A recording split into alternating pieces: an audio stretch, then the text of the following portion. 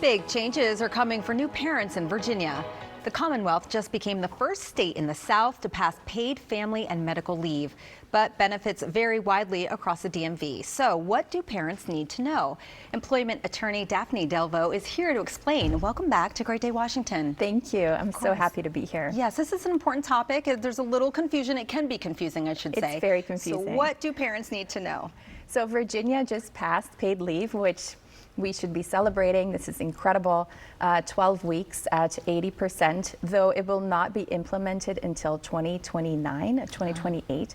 And so DC already has a paid leave program, and Maryland is also implementing theirs. So we're at different stages across the region as to whether or not you will have paid leave. By 2029, everyone in the region will have paid leave. Okay. But until 2029, help us understand. This is why it gets confusing, because a lot of people, as you know, in the DMV, we might live in Virginia, work in DC, live in Maryland, work in Virginia.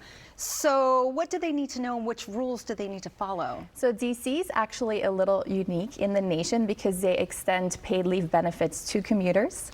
And traditionally in employment law, you have to actually live in the state or in the region to be eligible for the paid leave benefits. But DC is handing them out also to those who live in Virginia or Maryland and just come in as commuters, as long as you're here substantially at least 50% of the time. And so you may already be eligible for DC paid leave, even though you live in Virginia or in Maryland. Oh, okay. All right. Well, that's helpful. Are there any other kind of confusing issues that people should know about, especially those parents that this is really going to affect them?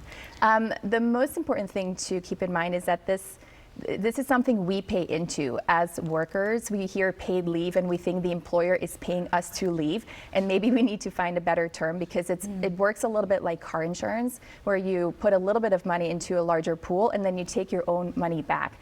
And so the other thing to keep in mind is that this is not just for moms. Like, we often think paid leave is this mom thing, but it's also for dads, it's also for elder care, it's also for caregiving leave or stress leave, domestic violence, end of life care. So it's going to happen to all of us at one point. And so really looking into how expansive these programs are.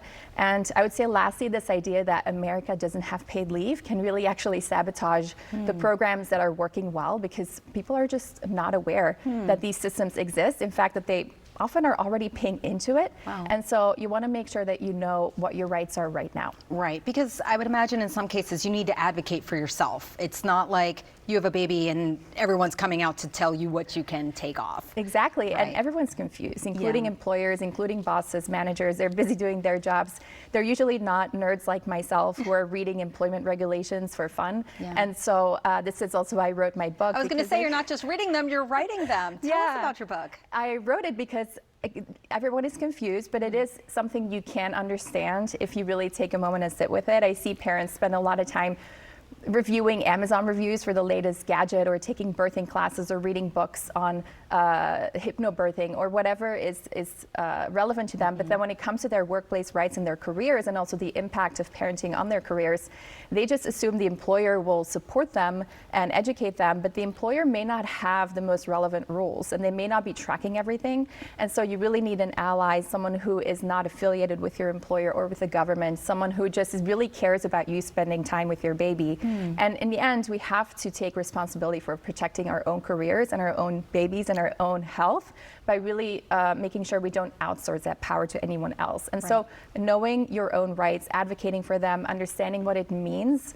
when there are these local, very specific rules and how those impact your job, like, it's really paramount, and it's also how you protect your baby. Yeah. Well, I feel empowered just speaking to you, so I can only imagine how people feel hearing you speak and knowing that there's a book out there. Thank you so much for being here. You're so welcome. Thanks for having me. Please come back. If you want to learn more, you can follow Daphne at The Mama Attorney on Instagram.